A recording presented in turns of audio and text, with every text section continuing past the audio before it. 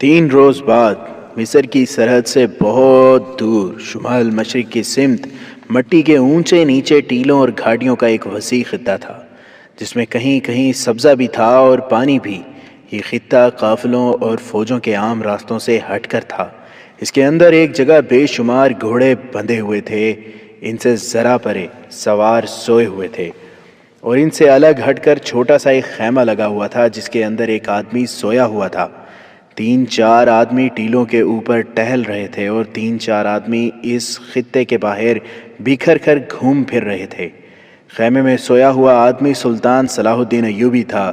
टीलों पर और टीलों के बाहर घूमने फिरने वाले आदमी संतरी थे, और जो सोए हुए थे वो सुल्तान अय्यूबी के सवार थे।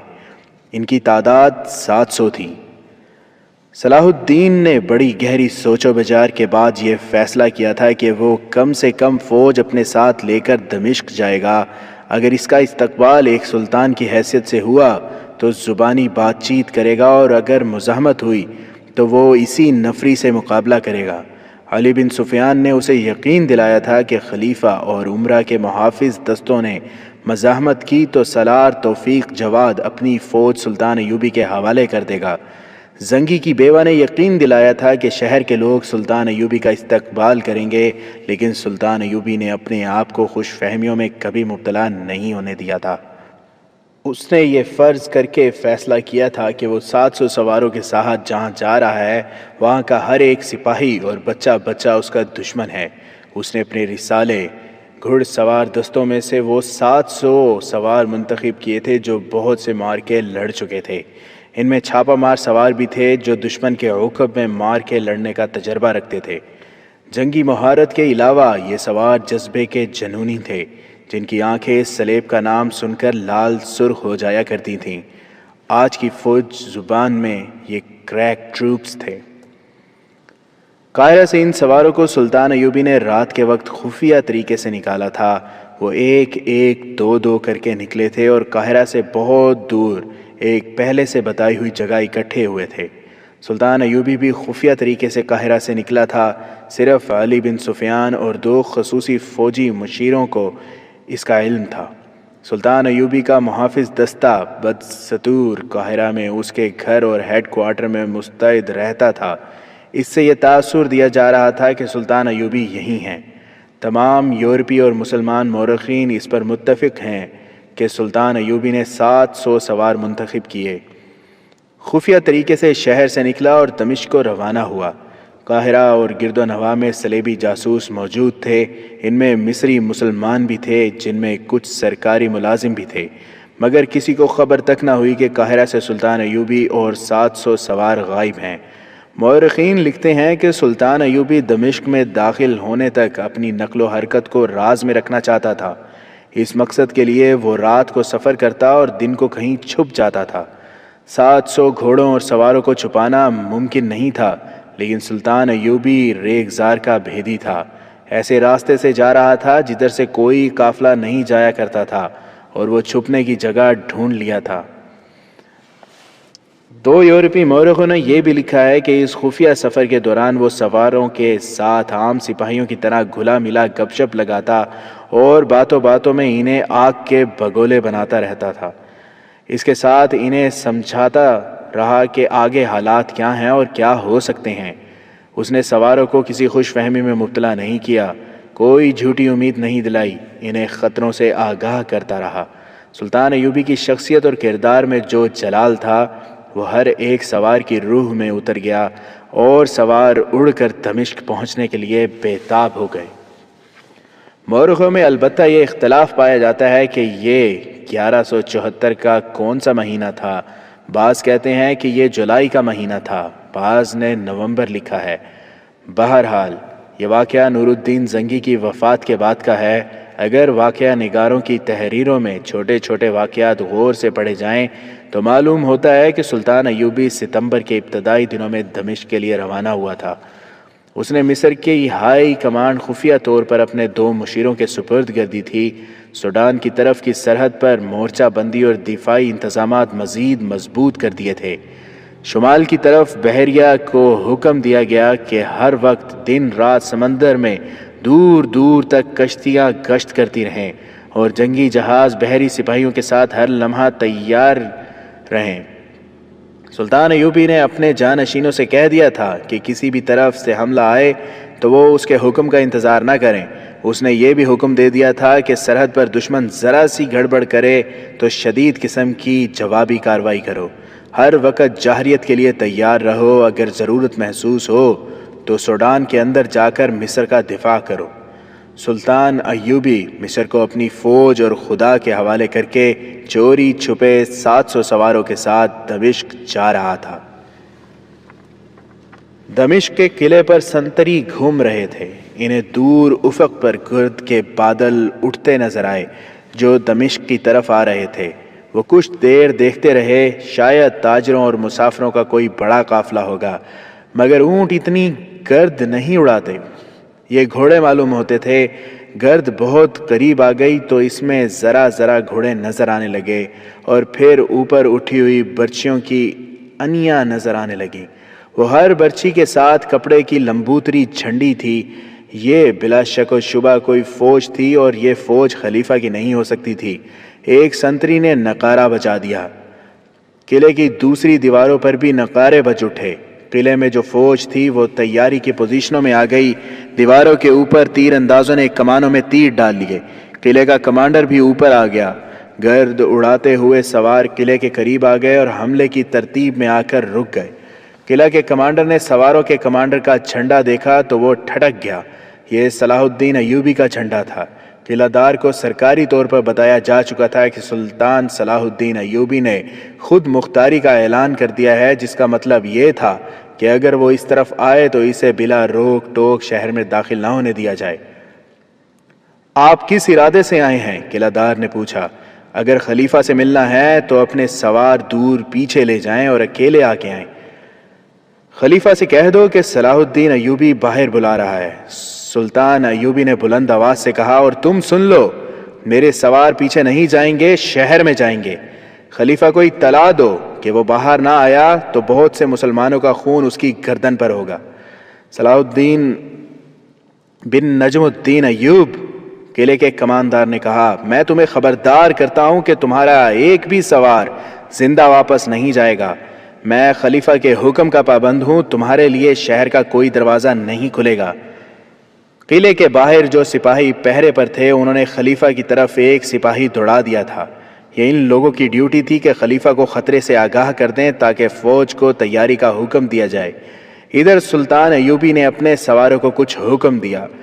سواروں نے بجلی کی تیزی سے حرکت کی، وہ اور زیادہ پھیل گئے۔ سواروں نے کمانیں نکال لیں اور ان میں تیر ڈال لیے۔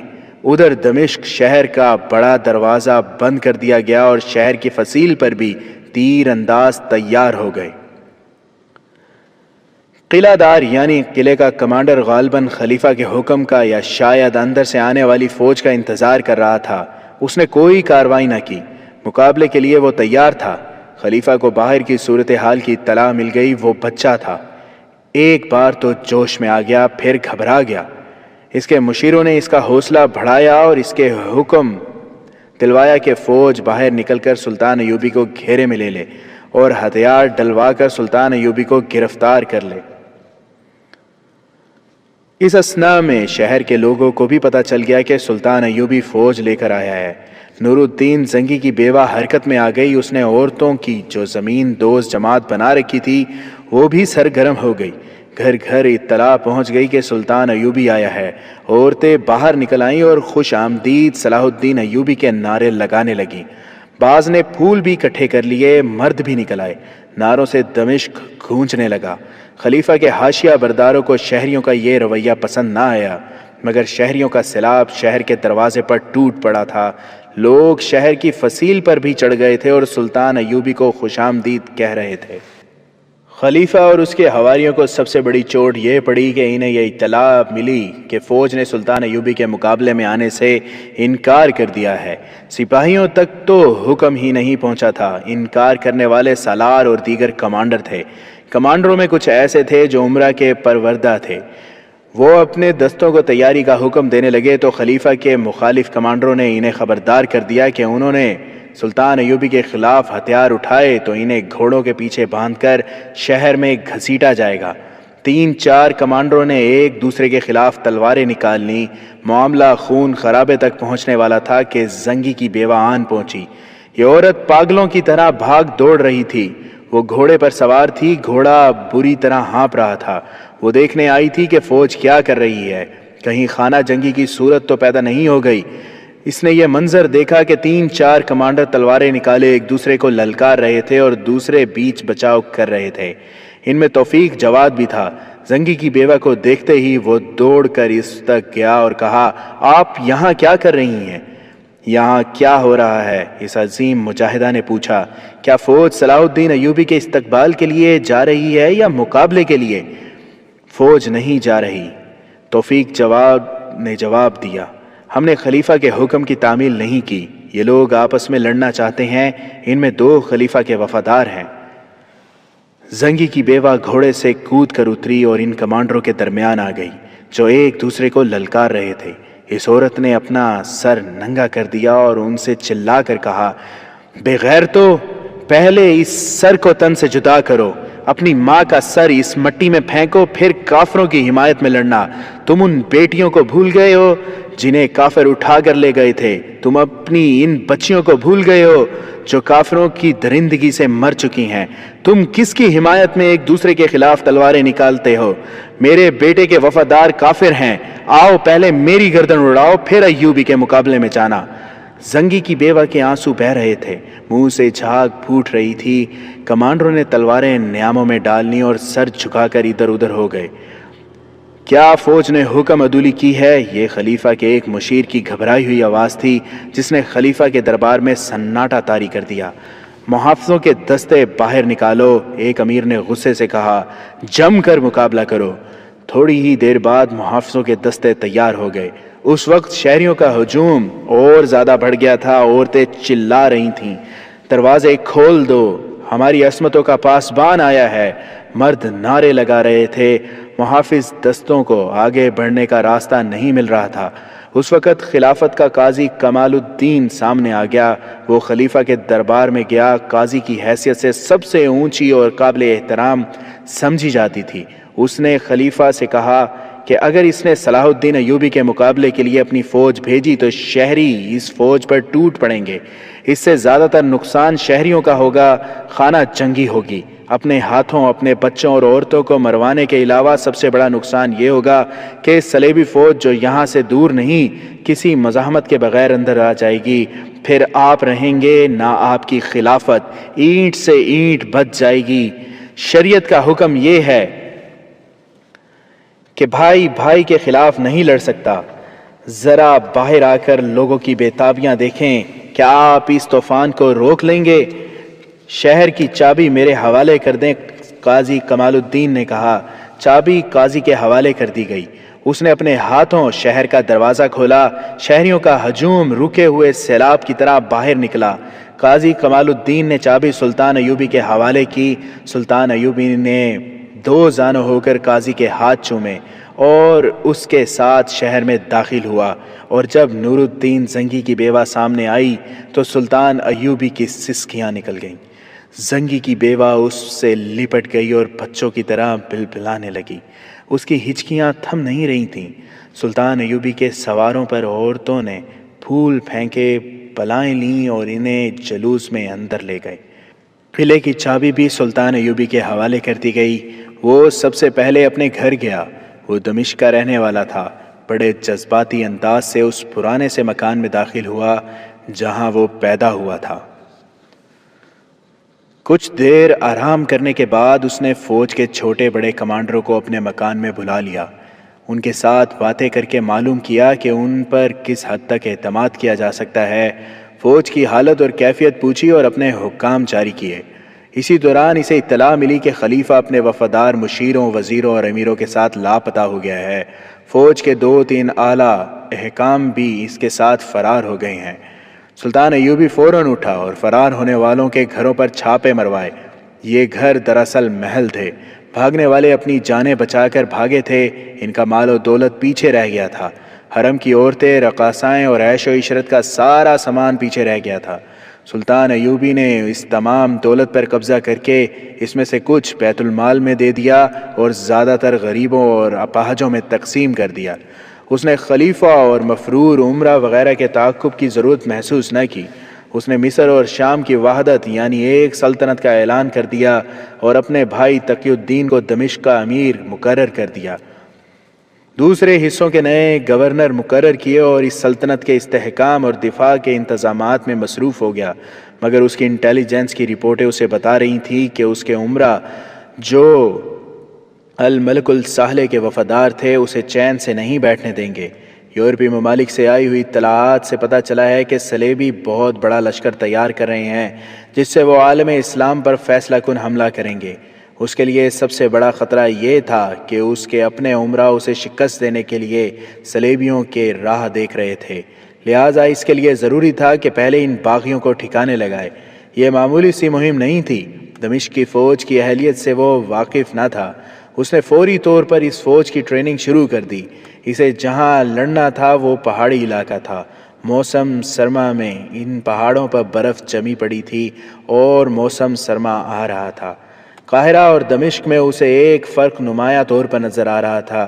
قاہرہ میں صلیبی اور سوڈانی جاسوسوں اور تخریب کاروں کے کئی خفیہ اڈے تھے اور وہاں کے لوگوں پر سلطان ایوبی کو پوری طرح بھروسہ نہیں تھا۔ دمشق میں صلیبی تخریب کار موجود تھے لیکن یہاں قوم کا بچہ بچہ اس کے ساتھ تھا، بلکہ اس کے اشارے پر آگ میں کود جانے کو تیار تھا۔ اس لیے یہاں کے لوگوں کے متعلق یہ خطرہ بہت کم تھا کہ وہ دشمن کے جاسوسوں اور تخریب کاروں کے اعلیٰ کار بن جائیں گے۔ دمشق اور شام کے لوگوں نے نور الدین زنگی کے زمانے میں پروقار زندگی گزاری تھی۔ اس کی وفات کے فوراً بعد ان کا ذاتی وقار ختم ہو گیا تھا۔ نئے حکمرانوں نے انہیں رعایا بنا لیا تھا۔ امیر، وزیر، عیش و عشرت اور ذاتی سیاست بازیوں میں مصروف ہو گئے تھے اور انتظامیہ کے حاکم لوگوں کے لیے وبال جان بن گئے تھے۔ قانون کا احترام ختم ہونا شروع ہو گیا تھا۔ قہبہ خانے اور شراب خانے بھی کھل گئے تھے۔ 4-5 مہینوں میں لوگوں کا جینا حرام ہو گیا تھا۔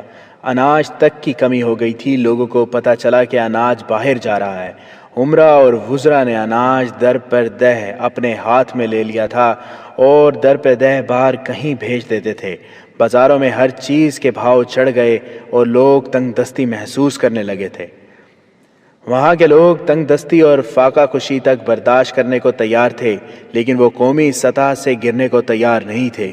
وہ صلیبیوں کے ساتھ دوستی کرنے پر آمادہ نہیں ہو سکتے تھے۔ وہ محسوس کرنے لگے تھے کہ ان کے حکمران انہیں دشمن کی جھولی میں ڈال رہے ہیں۔ نور الدین زنگی کے دور حکومت میں جھونپڑوں اور پھٹے پرانے خیموں میں رہنے والوں کو بھی معلوم ہوتا تھا کہ سرکاری سطح پر کیا ہو رہا ہے۔ جنگ کی صورت میں وہ میدان جنگ کی صورتحال سے آگاہ ہوتے تھے۔ زنگی کے مرتے ہی لوگوں کو اچھوت قرار دے دیا گیا تھا۔ انہیں بتا دیا گیا تھا کہ حکومت کے امور کے متعلق کسی کو استفسار کی جرت نہیں ہونی چاہیے۔ 2 مسجدوں کے اماموں کو صرف اس لیے مسجدوں سے نکال دیا تھا کہ وہ لوگوں کو غیرت اور حریت کا واعظ سنا رہے تھے۔ خلیفہ کے محل اور دیگر سرکاری عمارتوں کے قریب آنا عوام کے لیے جرم قرار دے دیا گیا تھا۔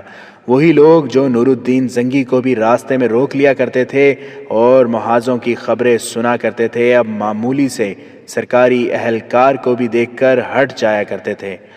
لوگ گھٹن محسوس کرنے لگے تھے۔ جہاد کے نعرے بھی مرتے جا رہے تھے۔ نعرے تو مر سکتے ہیں، جذبے اتنی جلدی نہیں مرا کرتے۔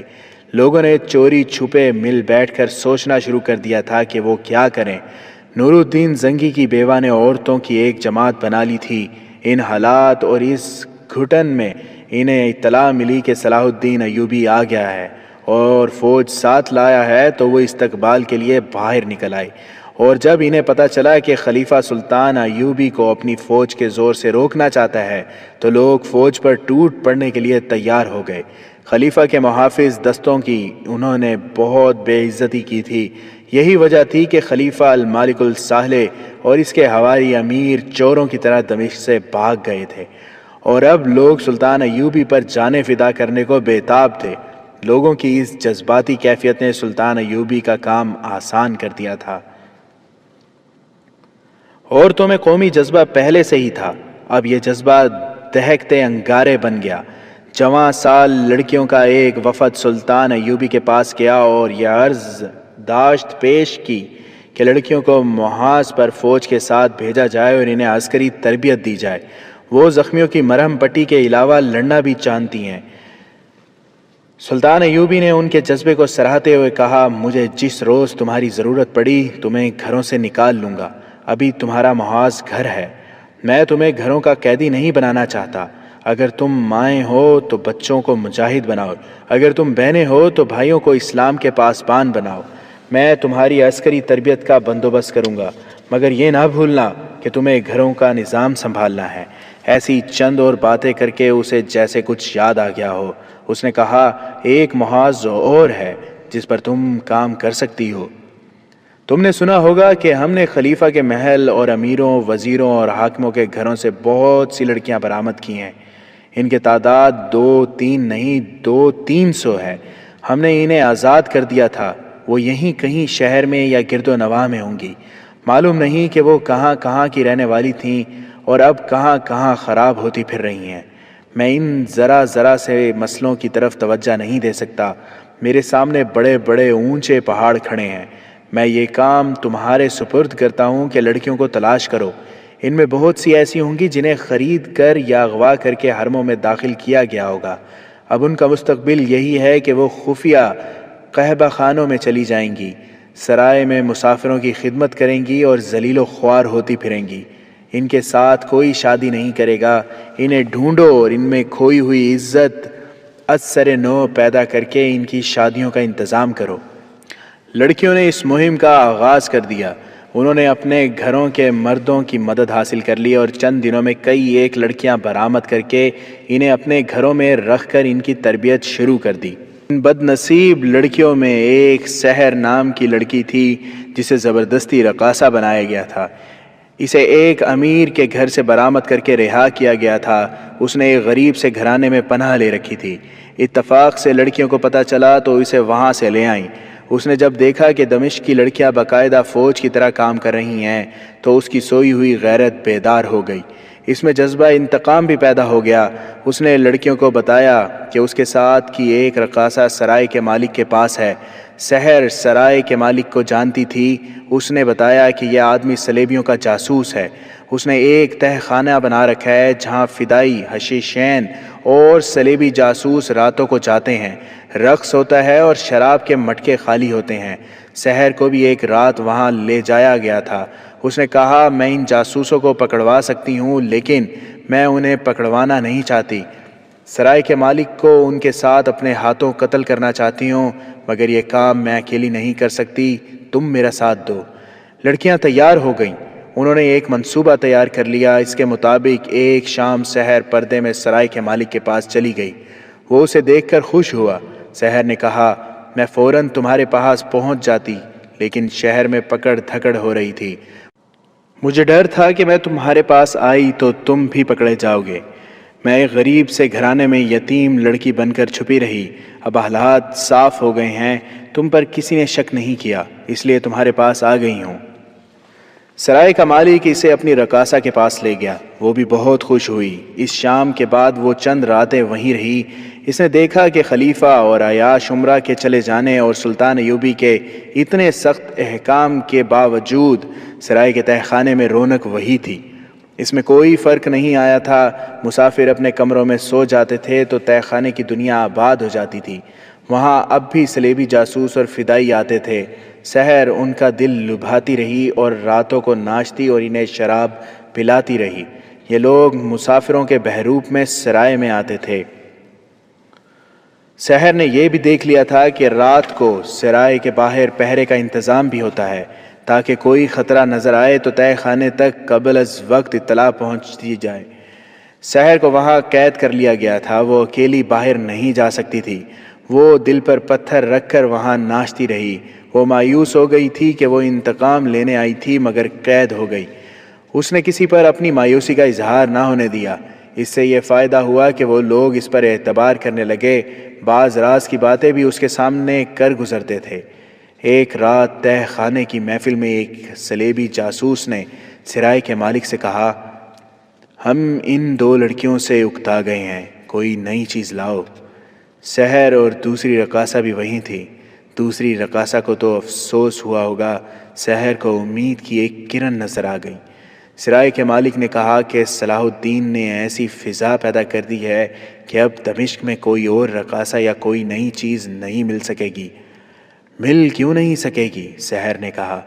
جن ناچنے گانے والیوں کو امیروں کے گھروں سے پکڑ کر آزاد کر دیا گیا تھا وہ ابھی یہی ہیں، میری طرح وہ بھی چھپی ہوئی ہیں۔ اگر تم لوگ مجھے 2-3 روز کے لیے باہر جانے دو تو میں انہیں پردہ دار خواتین کے بھیس میں یہاں لے آؤں گی۔ سحر کو اس وقت تک قابل اعتماد سمجھ لیا گیا تھا۔ انہوں نے اسے اجازت دے دی اور کچھ رقم بھی دے دی۔ صبح ہوئی تو سحر پردے میں باہر نکل گئی۔ 4-5 روز بعد سرائے کے چور دروازے سے 8 مستورات داخل ہوئیں اور سرائے مالک کے کمرے میں چلی گئیں۔ مستورات نے برقع نما لبادے اوڑھ رکھے تھے جن میں ان کے چہرے چھپے ہوئے تھے۔ کمرے میں آ کر سب نے نقاب اٹھا دیے۔ سرائے کے مالک نے آنکھیں مل کر انہیں دیکھا۔ اسے یقین نہیں آ رہا تھا، یہ سب جوان لڑکیاں تھیں اور ایک سے بڑھ کر ایک خوبصورت تھیں۔ ان کے ساتھ سحر تھی۔ اس نے بتایا کہ ان میں سے کون کس کے پاس تھی اور یہ بھی بتایا کہ ان کا رقص دیکھ کر اور گانا سن کر تم پر مدہوشی طاری ہو جائے گی۔ اس نے کہا آج رات اپنے تمام دوستوں کو تہہ خانے میں بلا لو۔ سرائے کا مالک پاگلوں کی طرح اٹھ دوڑا۔ وہ اپنے ساتھیوں کو رات تہہ خانے میں آنے کو کہنے گیا تھا۔ سحر لڑکیوں کو دوسری رقاصہ کے پاس لے گئی۔ وہ رقاصہ انہیں دیکھ کر حیران ہوئی کہ وہ ان میں سے کسی کو بھی نہیں جانتی تھی۔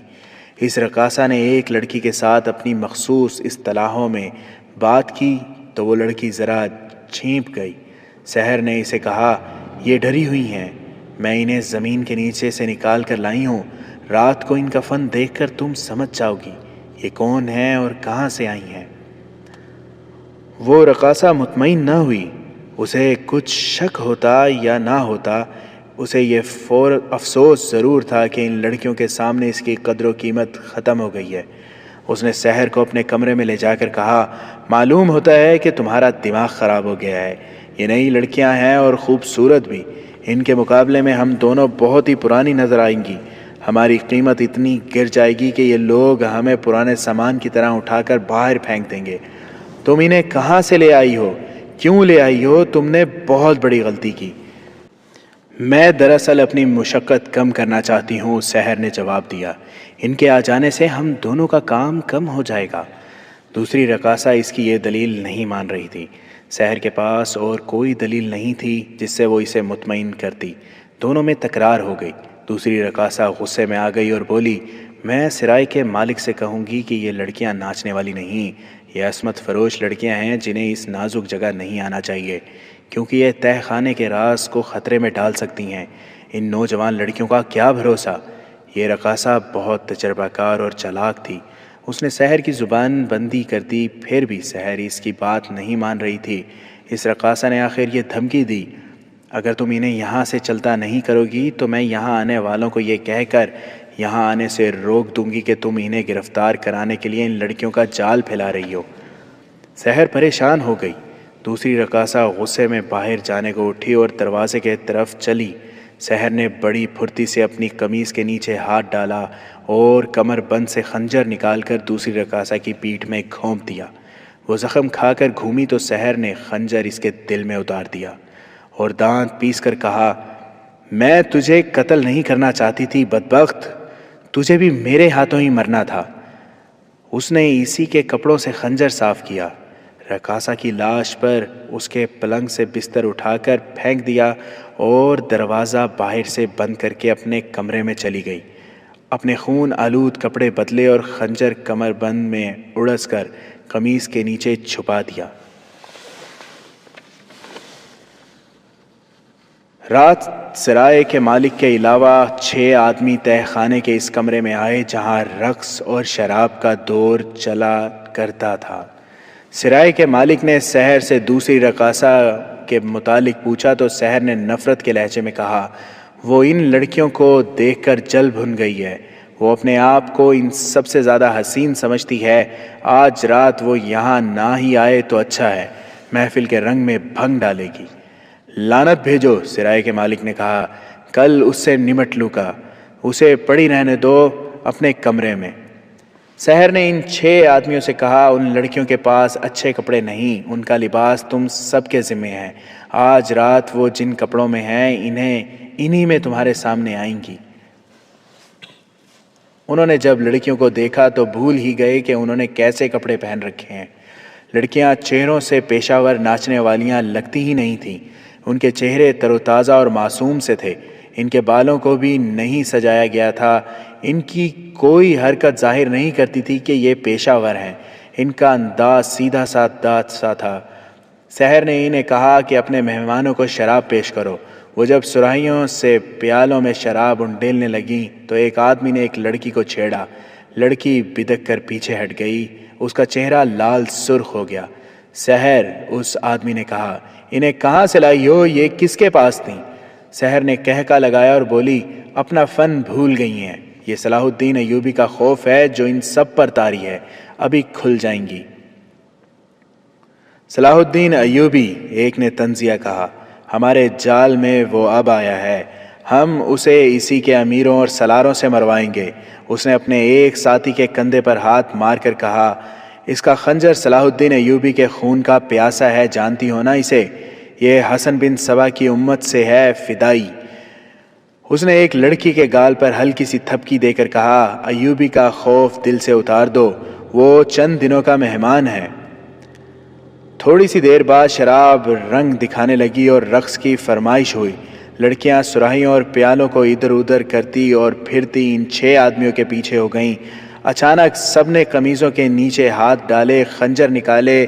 سحر نے بھی خنجر نکال لیا تھا، اس نے سرائے کے مالک پر وار کیا اور دوسروں نے 6 آدمیوں کو پے در پہ وار کر کے لڑکا دیا، کسی نے بھی سنبھلنے کی مہلت نہ ملی دی۔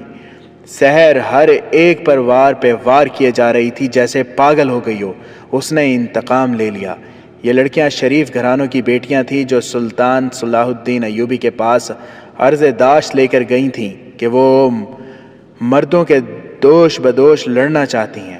انہوں نے ہی سحر کو ایک غریب گھرانے سے برآمد کیا تھا۔ اس نے جب لڑکیوں کو جنگی پیمانے پر کام کرتے دیکھا تو اسے سرائے کے مالک کا خیال آ گیا تھا۔ اس نے لڑکیوں کو بتا دیا تھا کہ سرائے کا تہہ خانہ جاسوسوں اور تخریب کاروں کا اڈا ہے۔ ان لڑکیوں کی مدد سے وہ انہیں پکڑوانا چاہتی تھی، مگر وہاں گئی تو سرائے کے مالک نے اس کا باہر نکلنا بند کر دیا۔ جاسوسوں کی اس فرمائش پر کہ نئی لڑکیاں لاؤ اسے موقع مل گیا، اسے نئی لڑکیاں لانے کی اجازت مل گئی۔ اس نے ان لڑکیوں سے ذکر کیا اور کہا کہ وہ نئی لڑکیاں بن کر چلیں اور ان آدمیوں کو ختم کیا جائے۔ لڑکیاں تیار ہو گئیں، انہوں نے اسکیم بنائی اور اس کے ساتھ چلی گئیں۔ انہوں نے یہ سوچا ہی نہیں کہ ان آدمیوں کو اپنے جال میں پھانس کر گرفتار کرایا جائے۔ اگر انہیں گرفتار کرایا جاتا تو ان سے بڑی قیمت معلومات حاصل کی جا سکتی تھی اور ان سے نشاندہی کروا کے ان کے کئی اور ساتھی پکڑائے جا سکتے تھے، مگر لڑکیاں جوشیلی اور جذباتی تھیں۔ وہ اتنا ہی جانتی تھیں کہ دشمن کو ہلاک کیا جاتا ہے۔ وہ اپنے جذبہ جہاد کی تسکین کرنا چاہتی تھی اور سحر کا سینہ جذبہ انتقام سے پھٹ رہا تھا۔ وہ انہیں اپنے ہاتھوں سے قتل کرنے کو بیتاب تھیں۔ اس نے دوسری رقاصہ کو اسی لیے قتل کیا تھا کہ ان لڑکیوں کی اصلیت بے نقاب ہونے کا خطرہ پیدا ہو گیا تھا۔